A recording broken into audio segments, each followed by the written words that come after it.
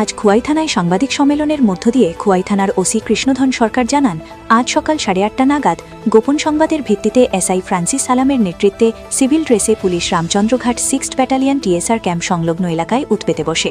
পুলিশের কাছে আগাম খবর ছিল যে পেকনিছড়া এলাকা থেকে একটি গাড়ি কল্যাণপুরের দিকে রওনা হচ্ছে। একটি অল্টো গাড়ি করে বিলেতি মদ পাচার হচ্ছিল বলে খবর ছিল।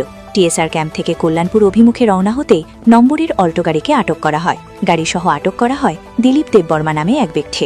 TR01AG0752 নম্বরের অল্টো গাড়িতে তল্লাশি করে উদ্ধার হয় 24 কার্টন বেলেতি মদ। এতে প্রায় 300 বিভিন্ন ব্র্যান্ডের বেলেতি মদ রয়েছে এবং এর বাজার মূল্য প্রায় 1 লক্ষ টাকা হবে বলে জানান পুলিশ আধিকারিক কৃষ্ণধন সরকার। তিনি আরও জানান, এক্সাইজ অ্যাক্টে মামলা গ্রহণ করে তদন্ত প্রক্রিয়া চলবে।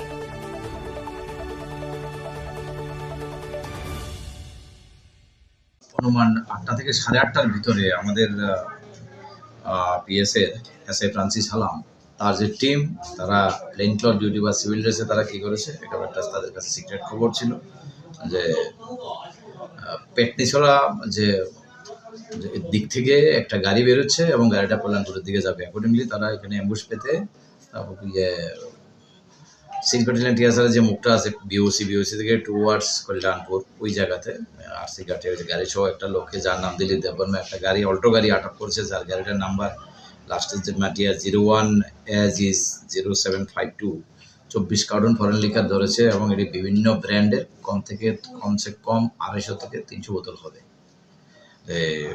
টোটাল বোতল যেগুলি আছে আর কি। তো আমরা কাউন্টিং করছি আমরা, আর এই রিগার্ডে তাকে অ্যারেস্ট করা হয়েছে এবং এটা ত্রিপুরা এক্সাইজ অ্যাক্টের আওতায় আমরা একটা মামলা নিচ্ছি এবং নেক্সট কোর্স অফ অ্যাকশন